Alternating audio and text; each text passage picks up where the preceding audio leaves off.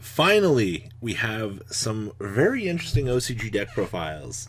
I've been waiting for a viable Senka list to kind of come across my desk, and Lund has treated me with just that. So, I had a feeling that this deck was going to be a control deck, and, well, here we are.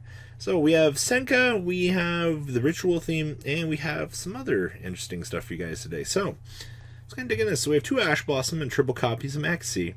We have 2 copies of Zoho Gong. So, target 1 continuous spell trap card control, send that card to the graveyard, and add 1 Senka spell trap card from your deck to your hand. If your other Senka monster effect is activating, target 1 effect monster opponent controls, negate its effects till the end of this turn. So this lets you rotate. I can't believe this exists. This is a spell and trap cards continuous. And gives you the ability to blink something.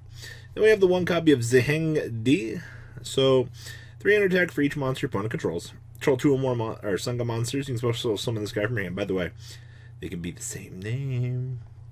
And if your opponent controls more monsters than you activate this effect, this card can make 2 attacks on monsters during each battle phase. So this guy just kind of cleans up the boards.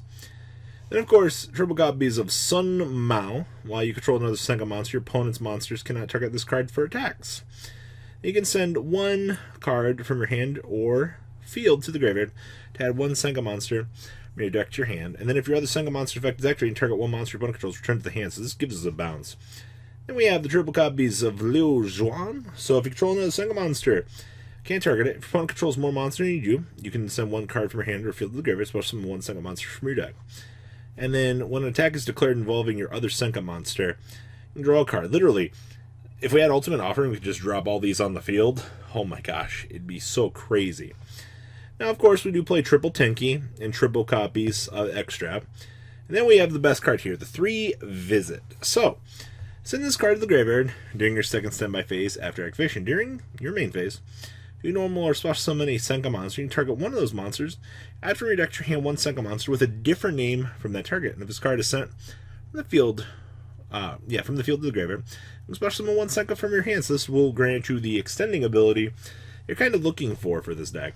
Now, of course, we're a stun deck, so we got things like Super Poly, so 2 Super Poly, 1 Upstart, triple copies of Compulse, triple copies of Crackdown, 1 Impure Order, triple Solemn Strike, triple Solemn Warning, and we have 1 copy of Vanity's Emptiness. Now, remember, Senku don't necessarily have the strongest build right now, but traps and, very good back row cards, such as Super Poly, basically allow this deck to kind of function on an axis, which is looking very good right now. I will say, pretty impressed with this. Now, the extra deck down here, we have 1 Sky Striker Kaina, 1 Hayate for those direct attacks.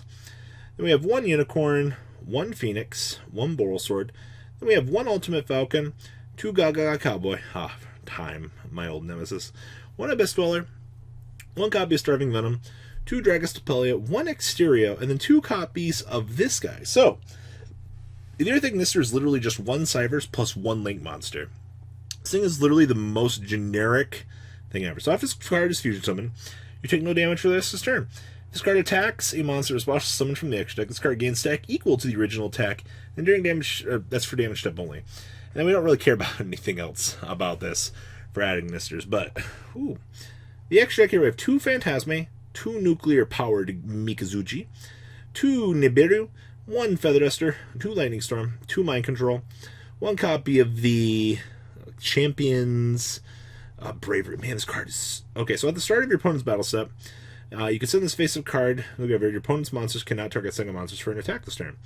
And then when an opponent's monster declares an attack, match this card from your graveyard, especially when it's Senka from your deck. This is a little like the ultimate one of. Then we have triple copies of Waking the Dragon loaded up into side deck here. But literally, I want to play this deck because this is so cool for what these guys are aiming for here. Kind of feels like New Age Gadgets, almost. Now, Ritual Archetype. When I first read these guys, I was like, there's got to be something, because they literally just infinitely ritual off of each other. You continuously feed, and then you do things. And then, Ben 10 searches for, Christia, and then, you have lights that try to... It's the small things that count here. So, We have one copy of Archlord Christia, two copies of Ash Blossom, triple copies of Manju, triple copies of Maxi, triple copies of Senju. And then we have, of course, triple Ben 10. So when we just ritual off of this, you get to go search for a light fairy. Alright, so we have triple copies of Megalith Onatron. So you can ritual summon this card with any Megalith cards. Basically, you can just go ahead and feed off of these.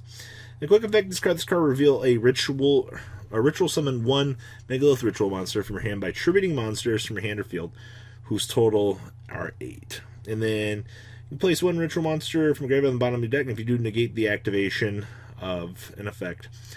This card's actually not bad. It's 2,000, 3,000. Then we have triple copies of Megalith Bethanor. So ritual summon this card with any Megalith card, and then you can discard this card, ritual summon 1 by tributing from hand or field.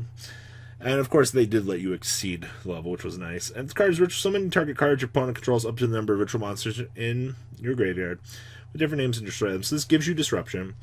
Then we only play one copy of the Hagrith. So you can ritual summon this card with a Megalith card, and then you can add one Megalith spell or trap card from your deck to your hands. There's at least tutors. And then you can ritual summon one ritual monster from your hand by tributing ritual monsters from your hand or field, including exceeding level. So this is the 4. And then, of course, there's the triple copies of Oriel. Same thing, ritual summon this card with anything, and then you can add one Megalith card from your deck to your hand.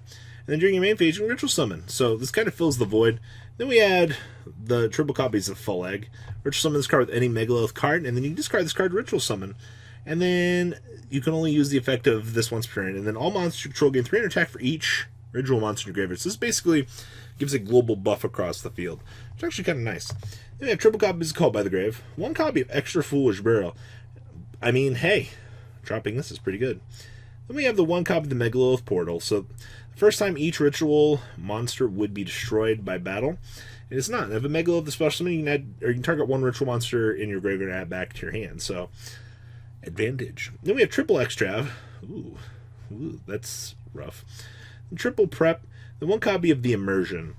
Then the extra deck down here we have one Phoenix, one Cerberus, one IP, one Gothleap, one Boral Sword, one Buguska, triple copies of Granite. Hey, we search for all these because they're rock.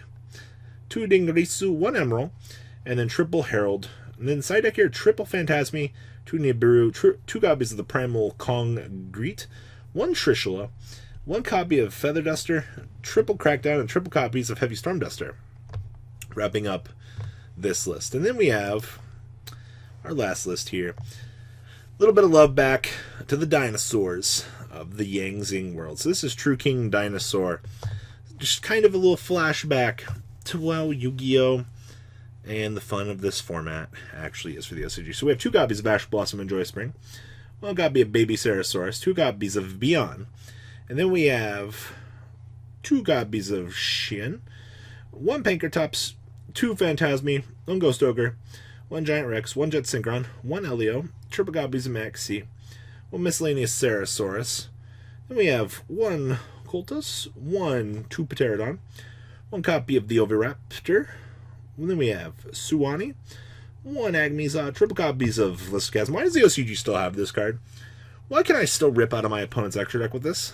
We have one Ultimate Conductor, triple Called by the Grave, two copies of Double Evolution Pill, one Dragonic Diagram, two Fossil Dig, one Feather Duster, one Terraforming, one copy of Yangzing Path, and of course, the copy of the card that makes too dang long really good.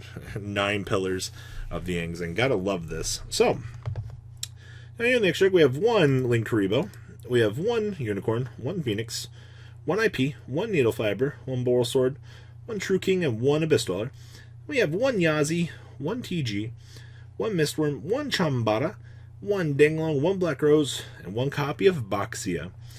Side deck here we have two Lancia, one Pankratops, one Mikazuchi, one Nightmare Corruptor, two copies of Nibiru, two Gamma, one Driver, and one Lightning Storm, along with two copies of Mind Control, two copies of Red Reboot, wrapping up this chunk of OCG deck profiles. Senka looks really fun. I'm not going to lie. I actually kind of want to mess around. I don't really want to mess around with the Ritual archetype. They don't seem too good to me. And of course, when the OCG has too dang long, still legal. Yeah, really. Still have things legal that shouldn't be legal, I'm just saying. opens up some really interesting doors there for the metagames. Guys, what do you think about these decks? Please leave a comment down below. Tell me what you guys think. And well, I'll see you guys on the flip side. Peace out. The ride never, well, truly ends. Thank you, patrons. Without you guys, I don't know what I'd be wearing in these videos. I might be a truffle shuffle incident all over again. Guys, please also check out VanCole40 for some awesome Vanguard content. Some other interesting stuff you might find up here on the left or in the description as well. Thanks for watching.